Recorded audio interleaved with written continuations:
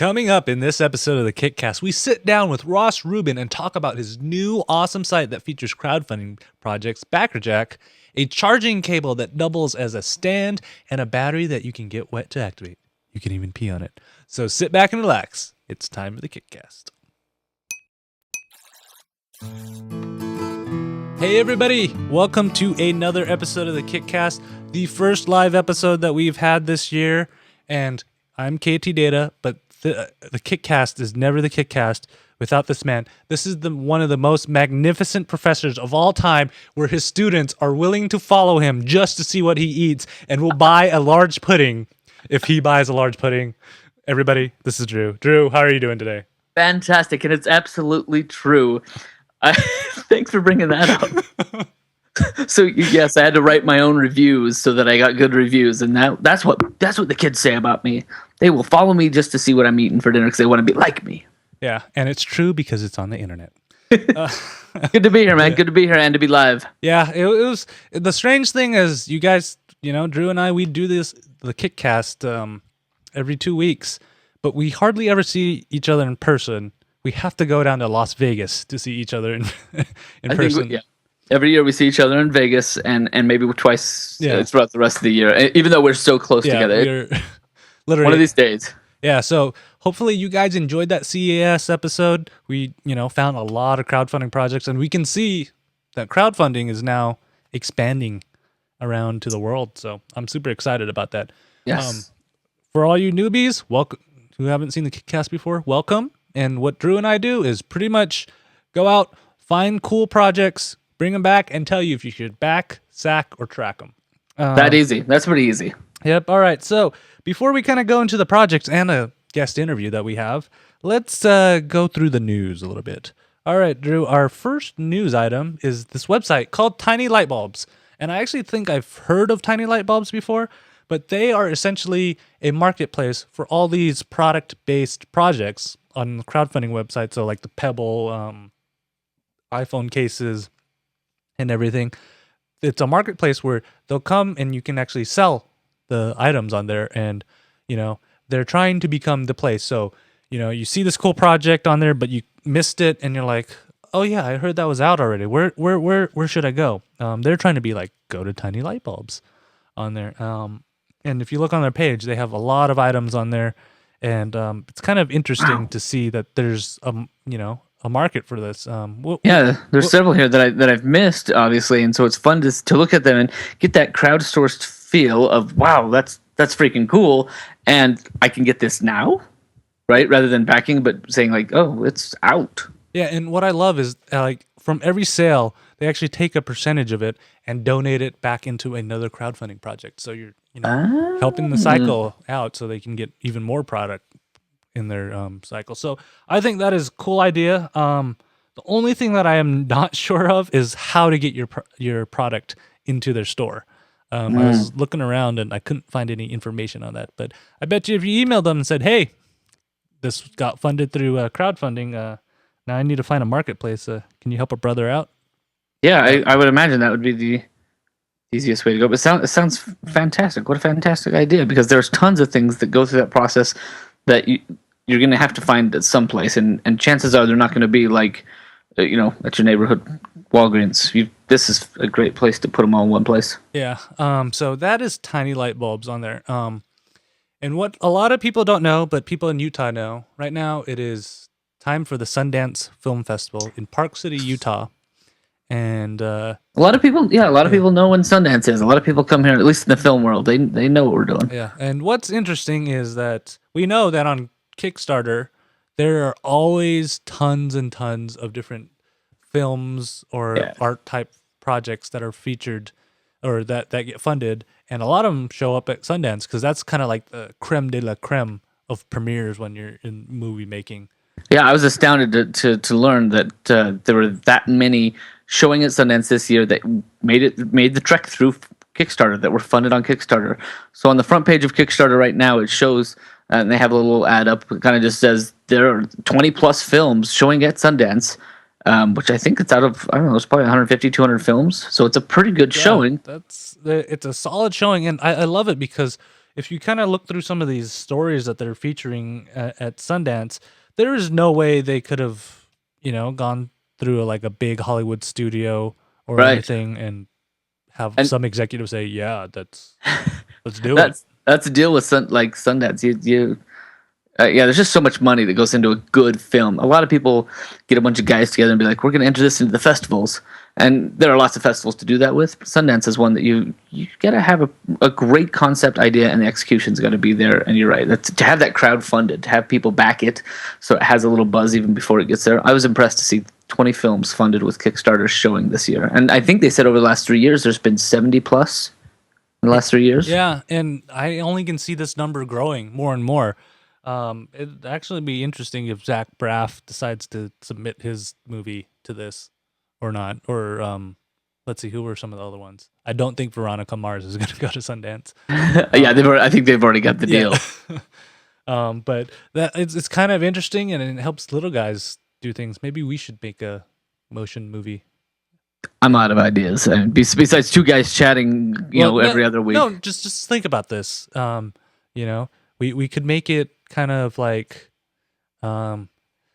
Professor by day, podcaster at night. The exciting world of underground podcasting. People would watch that, right? Yeah, the part where I'm like, hold on, KT, hit pause. I gotta take the dog out. Hold on. Yeah, it's glamorous. And think about it. We could tour around and interview other podcasters and stuff, and then show it at Sundance. I'd be up for that. Yeah. It cuts our travel costs because it's like 45 minutes away to get to Park City from where we are. So why not? I'm just Great idea. Great idea. That's what we're gonna do. Nobody steal our idea. So that is actually all the news we have today. It's a new year. I am excited for crowdfunding, and I hope to see more and more projects out there and more things there. And speaking of that, as we get more and more projects out there, we have to, you get more things. Is how are we going to be able to kind of curate and find the cool things on there? And that's actually what we actually interviewed someone tonight. His name is Ross Rubin, and he's actually doing a site that's kind of like that and specifically for products. So let's go to the interview. All right, guys, we have a special guest today. We actually have Ross Rubin of BackerJack here, and Drew, welcome. You actually met Ross first. So Ross, first of all, welcome to the show. We're so glad. Thanks for being on our show, especially after tons of technical issues. And that's the fun part. Thanks so much. No worries at all. Pleasure to be here. So how about we just kind of start out? Can you explain to people what CrackerJack or BackerJack is right now? Well, first, let us say that CrackerJack is a registered trademark of the Frito-Lay Corporation, that we respect dearly. So BackerJack. So for the past 15 years plus, I've been an analyst in the technology industry, looking at how different products come to market, and I started doing a column last year for TechCrunch that looked at different crowdfunded products, and that was a lot of fun. Did that for about 6 months, and then wondered if kind of a similar idea could be supported by its own website, and that essentially what BackerJack is. Crowdfunding can be used for tons of different things. It can be used for charity. It can be used for fundraising. It can be used for movies. It can be used for building companies, particularly in the future. But my focus is really on products and product development, and I really didn't see a home for that. A lot of websites do a great job covering campaigns, but I thought, if you're just interested in the stream of new products, you should have a place to go, and products should have a place to be featured there. And so that's what BackerJack is. And we started it just before the Consumer Electronics Show, which was good timing, because we got to talk about it with a lot of folks at CES. Yes, and we're sorry we missed you there. We tried to hook up one night at one of the Indiegogo parties, but It's true. Yeah, it was a really fun party at Margaritaville, and so I got to meet a lot of great folks at Indiegogo. The CEO Slava Rubin, who is no relation, and some of their PR folks and crowdfunding like community outreach person who was great to talk to. We had a great conversation after the show. So very cool. Yep. And for now, we're starting with kind of tech-focused products and other kinds of physical, tangible products. We're not really doing movies or games, even though you could consider those products as well. Maybe in the future, but we've got our hands full just covering the stream that we're seeing. If there's certainly been one surprise that I've had going into this, it's how many new things we're seeing listed on Kickstarter and Indiegogo just about every day, particularly as Kickstarter starts accepting projects from, they just recently opened up Australia, for example. So, these are whole new countries with lots of inventors and entrepreneurs with lots of cool ideas giving it a go on the site. Yeah, there's an impressive amount of people there for sure. KT? Yeah, I know every time we prep for the show, I end up looking through probably hundreds of projects every week trying to get through. I'm just curious, like, what was your first project that you ever stumbled upon that was kind of crowdfunding related? That's a great question. So the way I sort of got into this was I had been doing I've been doing an article about little tiny stands that could prop up your smartphone. And so I met this guy, Sam Gordon, who had done a Kickstarter project, a very successful Kickstarter project called the Oona. OONA. And it was so successful that Sam's been called in to help other companies with their crowdfunding projects. But we met at a little lunch place in New York, and he showed me the product, and we started talking about Kickstarter. And then he went on to do a project called with some of his buddies called the Bridge keyboard, and it's sort of an add-on keyboard for the iPad. Really, really great product. And so I guess the Oona was the first real Kickstarter project I'd ever been sort of up close and personal with. That's way cool. And while you're looking through the projects, do you suffer from the same syndrome that I suffer, which I tend to call ooh, shiny, I need to back syndrome? Yeah. It's kind of like that internet disease where, every disease you read about on the internet, you think you may have, right? Yeah. I think it's kind of funny because I think I went through the same sort of phase I went through with eBay when it first launched, so for, a year or two after eBay, first got big, I was like, recollecting everything from my childhood. So this hasn't been quite so bad, but yeah, I've backed over 200 projects. Oh man, I gotta catch up. we may need an intervention. I should say that a lot of those have been really inexpensive things. Nothing where I'm being flown out to have a beer with the guy, and right, and meet the team, and see how the thing is being made. So. It's good. It's good to have some, be a little reserved. That's nice. So my question is, with BackerJack, how big is the team? I mean, this is something that you got into because of your analyzing and your other stuff. But how big is the team? So it's a team of about 5 writers. 5 or 6 freelance writers that I'm working with at this time. Excellent. That's yeah, good. And that seems to be around the right number for the amount that we're covering right now. And you guys are basically handpicking a handful each day, or is it just one person takes one day, or how? I mean, I've seen the site change a lot over the last couple of days. Good. That's good to hear. Yeah. So I do all the assigning, and there are a couple of categories that I'm looking at, primarily on Kickstarter and Indiegogo. There are a couple of other sites we're interested in, particularly because they're so product focused. So there's a site out in Portland, Oregon called Crowd Supply.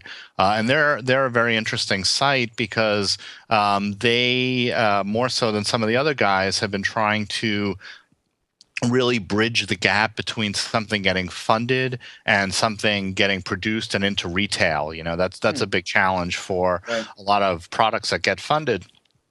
And so but in December, for example, they didn't really have a lot. The volume of projects that they have isn't really anywhere near where the other guys are. And then there's another site, sort of a similar thing going on, called Dragon Innovation. So go check out dragoninnovation.com. And Dragon, long before it was a crowdfunding site, was sort of a consulting group that again helped new hardware entrepreneurs get their product built and get it onto the shelves at retail. Now we're seeing quite a few other companies like that being created. These consulting firms and kind of hardware incubators that. And it's great for new hardware developers because there's a whole set of issues there. But Dragon Innovation has also run a few of its own crowdfunding campaigns.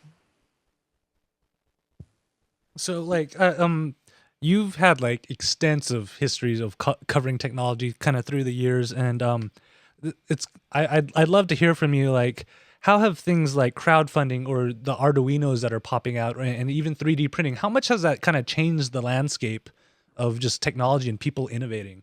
It's been amazing, particularly on the prototyping side. So, if you look at a lot of campaign pages, sometimes in the video, but really more often in the page descriptions, they'll often walk you through, some of the iterations of projects that have been created, and it's interesting because I think if a lot of these inventors and project creators were content to just distribute some of the things they had created to their friends and family, they could probably continue to go on with 3D printing.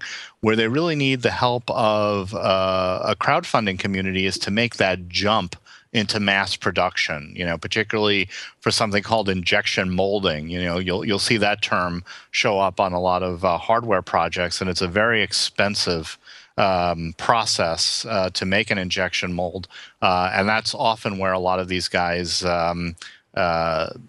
get tripped up. It's where they need to get the funds to take it to the next level. But I think one of the things that has really opened up the market compared to how the way things have been, say, maybe 10 years ago, has been the software component. So many of these products connect to a smartphone or a tablet, and so software expertise is becoming almost as important as industrial design and so many other things that have characterized both electronic and non-electronic gadgets, over the past few decades. Yeah, that is really cool. So, kind of going along with that line is when you're actually looking through these crowdfunding projects, looking for kind of new devices and stuff, what are you kind of looking out for? So, say if somebody was planning on making their own crowdfunding project, what would be the things that you would prefer to see in their description or in their video? So for coverage on the site, I think what we're really focused on is innovation. We try to be fairly comprehensive, but again, there's just a little too much out there for us to cover at this point. And even if we could, I think there are certain things like, we see a lot of iPhone cases and docks and things like that. And it's not to say that you can't innovate in those categories, but I'm primarily looking for things where I say, you just really can't find anything like that in retail today. This is really a step forward. And that's why I think the readers would be interested in it. So that's one thing I look at in terms of the coverage. In terms of what makes a successful campaign, I mean, lots of people have opinions on that, but it certainly helps if there's a well-produced video, if the goals of what the money will be used for are clear. I think the reward tiers play a lot into it. I think a lot of products fail because the reward tiers simply aren't appealing. That it's going to cost way more to get the product than it would be to get something similar at retail today. It just doesn't make a lot of sense. Some projects fail simply because the goals are just way too ambitious. If you're trying to raise $200,000, $300,000, that's going to be a challenge. You're going to have a very successful campaign to pull that off. Excellent. Where do you see BackerJack going, like, in the future? Where's its place? I mean, are you thinking about getting into that kind of consulting side and talking about what makes a good campaign? Or are you just here to kind of curate those? Yeah, I think there are a lot of folks in the crowdfunding consulting space. What makes a good campaign. That's not necessarily something I want to be doing per se. I could see, since my background is in research, I have thought about some research-related projects or research-related extensions or complements to what I'm doing with the site that might be used as inputs for those kinds of decisions, and campaign planning and just understanding the industry better in general. But I'm not really interested in sort of getting into that crowdfunding consultant role. There may be a lot of great folks in that space right now.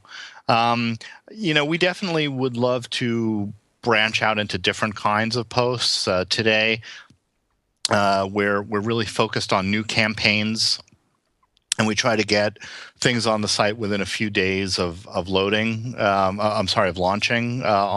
the sites.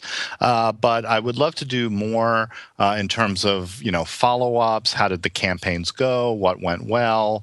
Really, the scope of the site is to cover these products from conception to usage after they've been purchased, and that's a pretty tall order, and I think that'll keep us busy for a long time.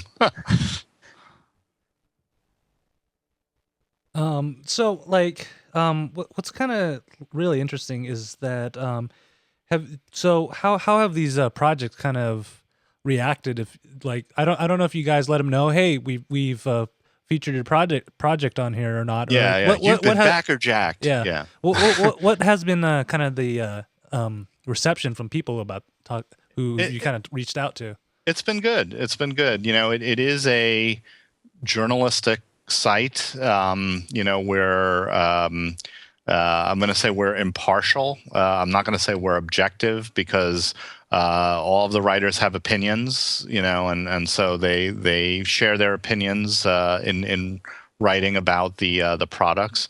But we're calling it as we see it. We point out where there's room for improvement. We're not trying to be mean, and I think in general we're just trying to have a lot of fun with it. And in every post we have a link back to the project page.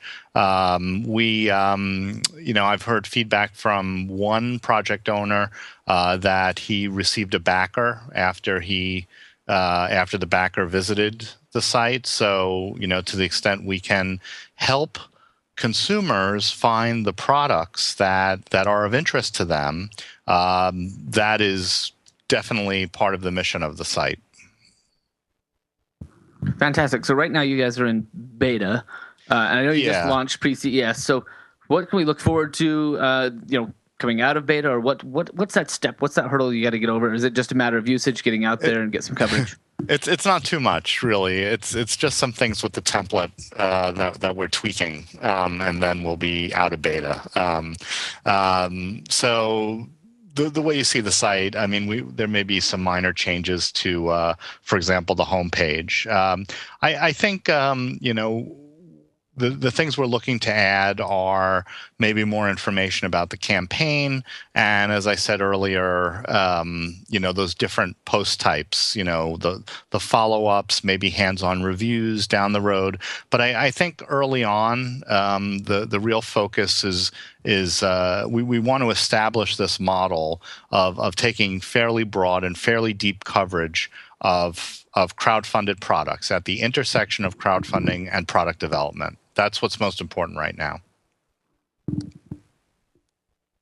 All right. So before we wrap up, Drew, do you have any more questions for Ross right now? I've got plenty, but I think we've covered some pretty good scope of BackerJack. Yeah. All right. So I gotta ask, are you Yeah. are you ever considering going into the podcasting world?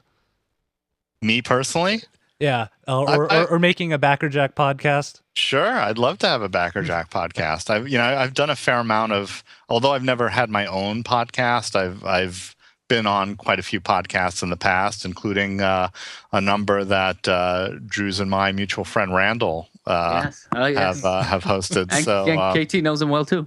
oh, okay, great, yeah. So Oh, that Randall guy. I think a podcast would be a perfect complement for the site because it would be a great opportunity to look back on some of the projects we've talked about. It would be, I think a great opportunity to do some of those follow-up things before we're maybe ready to devote an exclusive feature to them at this point. So Yeah. would love to get into that. Okay. Ross, again, thank you so much for staying up late and fighting through all these technical Hey, it was, issues that we've had for being on the show. Everybody, you guys got to go check out BackerJack.com. It's still in beta, but like it's really good stuff right there. It's not like two guys who just don't know what they're doing all the time. So We do what we can. Well, just want to tell all my fellow Northeasterners, hope you're doing well in the storm. We got quite a bit of snow here today, so boy. staying up late was not hardly a challenge compared to what a lot of people had to go through here today. Also, just wanted to mention the Twitter account is a little different than the site. It's BackerJacker, so add an ER at the end of that. I'm talking to Twitter about trying to fix that, but it may take a little while. So at least for now, BackerJacker is the Twitter account, and we tweet out all the new posts as well as some other fun stuff. So it's a great way to keep up to date with what's happening on the site. sweet, and I'm excited, and I can't wait to see what else you guys are gonna bring out in the following year. So, good luck, and I'll be keeping an eye on it. Thanks again. Really appreciate it. Thanks, Have Ross. a good night. Good night. All right, hope you guys enjoyed that interview. So let's jump into projects. We only have 2 projects tonight. Drew, how about you kick us off with Torso? I'm gonna kick you right in the torso. So basically, at CES there were a lot of different projects, and one of the ones that we ran across was Torso. Torso is a ultra portable cable for your iPhone. I'm going to pull it up here so I can talk about it as I see it. But Torso is this kind of reminds me of like the toys that you'd get as a kid with the bendable, posable arms, which indeed that's kind of what they're going for. On one end it has a USB, and on the other end it has whatever your charger needs to be: Lightning, 30-pin, micro USB, mini USB, whatever you need for your phone or your gadgets. And so they had done an earlier version called the Twig that was a successfully funded project, and I saw them at CES with their sign that said funded on Kickstarter. And so we talked to them a little bit about the Torso and what they were doing with it, and got a demo unit that we'll give you some kind of a KickCast rewind. So we'll tell you about how it worked out. But basically the idea there is pretty simple. You get these bendy legs to turn that charged cable into something a little bit more functional. They mentioned, right, and this is like the first thing that grabbed me, KT, is when I was reading the site. They mentioned like the introduction, and I just I was skimming through earlier on this week, and it says it's talking about the cable, and it says it pulls crap out of your bag. It pulls out your keys, your pins, your other cables, you name it. And so I was like, oh yeah, it does. Every time I pull a cord out of my bag, and I have tons of cords, everything just comes flying out with it. Packs of gum, my allergy pills, whatever. So for me, I thought one little stick that I could either keep in a separate pocket, or I could even keep it with all my hard drives because it's that perfect length, would be ideal. And then the fact that it's bendy and you can use it as a stand. You can use it to do to lay your phone on either while it's charging or just as a sideways if you want, as a kickstand idea. Yeah, I like the idea of it, especially because as sometimes you have this like sitting on your floor or something because you have it plugged in and whatnot, and that becomes an issue. And what's nice is you can angle it at any way you want, so you could almost use it almost as a second screen while you're at your laptop and you're trying to write up a crazy review or look something up on your phone real quick. on there, and I love the idea of it. And is there a Lightning version of it too, or is it just Yes. micro USB? So they have a Lightning version that has a almost like a gripper that comes around the phone, and so I have my phone with me, but I don't know if you have the pictures up there, but basically because that Lightning is so small and kind of flimsy, it actually has like this almost a clasp of sorts that'll go right around your phone. Whatever size your phone it is, it'll adjust to the size of your phone. As long as you don't have like a thick OtterBox or something, and you can just clip it on there and actually feel pretty secure about your phone resting in this thing and not being totally supported by the Lightning itself. Yeah, they even molded the thing so you still can access the home button on the phone. That was what I was trying to do with this. The home button is right here. So I love that, and I love that you can just hang it off the side of your computer, and it's measured so that it's not dangling out. My phone ends up being near my computer anyway, and so when I have a large set of cables wrapped up in between, it's just messy. My favorite though is they have a picture on there that basically shows it plugged into a wall socket and then just resting because of those bendy arms. It can go in the socket and then just rest, and the phone actually just leans up against the wall. Ooh. Keeps your phone off the floor during while it's charging. You put that next to your wherever you're charging, rather than dangling it and laying it somewhere else. And so I thought that was a really cool thing. And the fact that they've done a lot of cool things with the torso and the new name. So I'm a back on this one for sure. Yeah, I'm definitely back on it, and it's not phone specific too. It has micro USB, has Lightning, and even a 30 pin. Wow. So if you have an older iPhone, you can still use it. So, and the price is not that bad, to be honest with you. Looking how much they're selling it for. Yeah, right. Their pledge levels. I mean, it's a little more than having a normal cable, but it gives you that security that you're going to be able to use your phone at that perfect angle when you need it while it's charging. So that's definitely a back for me. And that is Torso right there. And our final project of the night, this one's fun, is the H2 only battery. So the H2 only battery is a battery essentially that you activate by getting wet. Which usually you don't want to get your batteries wet. Yeah. So it's kind of opposite. And so what you do is actually you either can dunk it in water, put it under the tap, any way you can get the sponge wet, and it will activate the battery, and the battery will actually turn itself off once that sponge gets dry. So as long as it stays wet, you still have a charge running on it.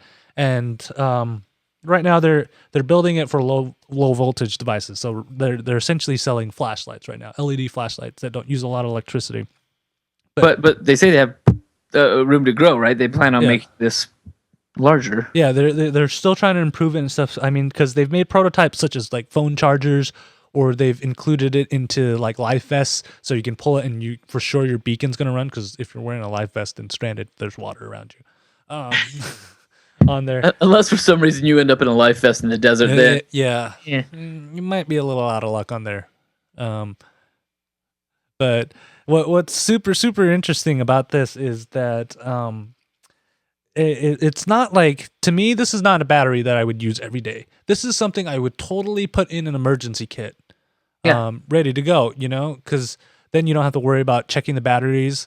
And they've totally made this green to this. There's no chemicals that are in this battery that are toxic. Everything's recyclable on there. You can feel safe about it. And because I can totally see this having an emergency kit. And then some of you guys might be going, well, what if you don't have any water? One, you didn't stock your emergency kit properly if you don't have any water in there. But any kind of liquid will work. So, wait a minute. You might be able to pee on it and it'll work too, because, pee's liquid. I'm sorry, did you say you could just pee on a battery? Again, not a good idea with most batteries. Yeah, it's breaking the rules of all batteries. Is you could do it in a pinch on there. And they say, like, if you were to use the battery, like their small flashlight they have on there, if you were to use it every day, it would last about 3 months. It comes with 2 different battery packs, and you can just switch them out and use those. Yeah. I mean, because LEDs don't use that much power in the first place, so right, it can keep going for quite some time. And for the larger one, they're like, we don't plan on having you use it every day, so it could last for who knows how long.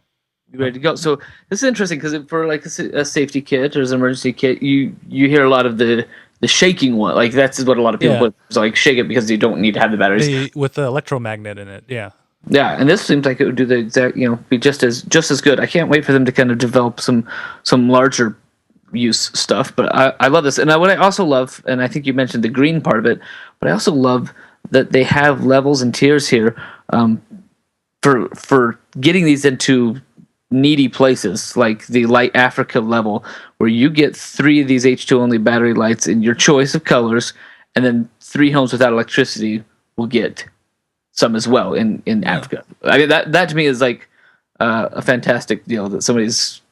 Yeah, that's the kind of stuff that I think I back more readily, knowing that it's not just me like saying, "Ooh, that's a neat toy, I want it," but to be able to give back and to share tech like this around the world. Yeah, and this is the idea of crowdfunding projects that I love.